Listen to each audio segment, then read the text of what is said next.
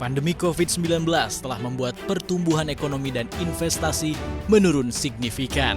Indonesia membutuhkan investasi sebesar 5.800 hingga 5.900 triliun rupiah atau tumbuh 6,4% untuk bisa mencapai target pertumbuhan ekonomi di APBN 2021, yakni 4,5 hingga 5,5%. Deputi Bidang Ekonomi Kementerian Perencanaan Pembangunan Nasional Bappenas, Amalia Adininggar Widyasanti mengatakan pertumbuhan investasi yang harus mencapai 6,4% itu bukan hanya agar pertumbuhan ekonomi tercapai, tapi juga menciptakan lapangan kerja.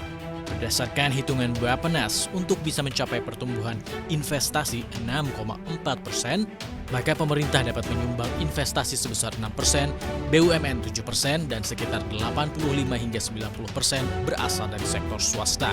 Amalia meyakini jika hal itu terwujud, Indonesia dapat lolos dari jebakan negara pendapatan menengah atau middle income trap sebelum 2045.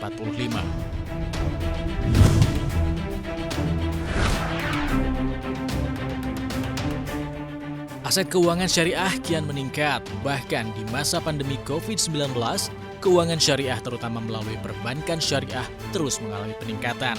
Berdasarkan data Otoritas Jasa Keuangan per Oktober 2020, keuangan syariah di tanah air memiliki aset senilai 1.741 triliun rupiah. Angka itu naik 21% secara tahunan. Secara rinci, aset keuangan syariah di tahun ini masih ditopang oleh pasar modal syariah 1.044 triliun rupiah. Kemudian perbankan syariah 585 triliun rupiah, serta industri keuangan non-bank dengan aset 112 triliun rupiah. Meski terus naik, pangsa keuangan syariah masih tercatat kecil, hanya 9,7%. Padahal pemerintah mengatakan pangsa keuangan syariah dapat mencapai 20%.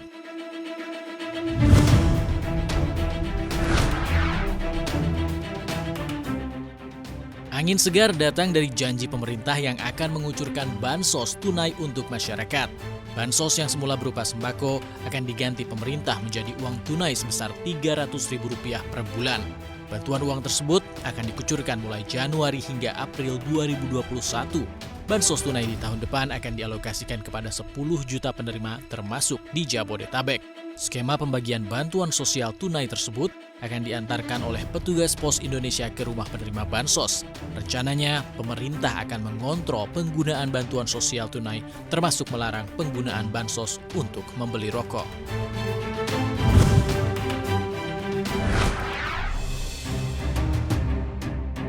Pemerintah di tahun 2021 akan meningkatkan platform kredit usaha rakyat menjadi Rp253 triliun.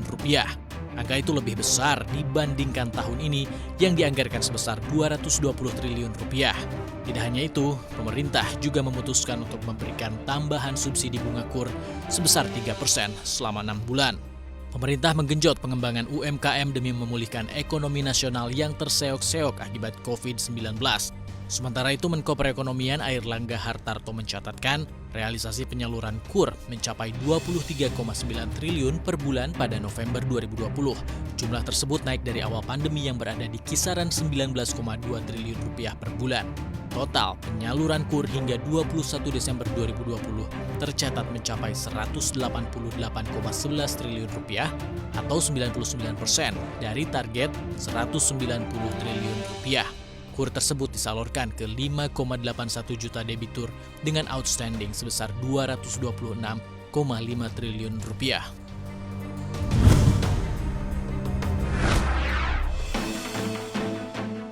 Usai diteken Presiden Trump, Undang-Undang Stimulus Jilid 2 Amerika Serikat memasuki babak baru.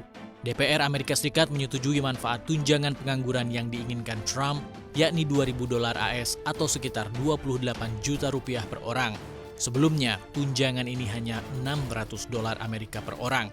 Pemungutan suara menunjukkan mayoritas anggota DPR setuju untuk meningkatkan jumlah BLT dengan komposisi 275 versus 134. Selanjutnya, DPR akan menyerahkan keputusan ini ke Senat. Fraksi Republikan dan Demokrat yang berada di Senat sama-sama memberi sinyal akan meloloskan keputusan DPR. Paket bantuan yang digelontarkan pemerintah Amerika Serikat untuk membantu jutaan keluarga dan pengangguran yang terkena imbas negatif pandemi COVID-19.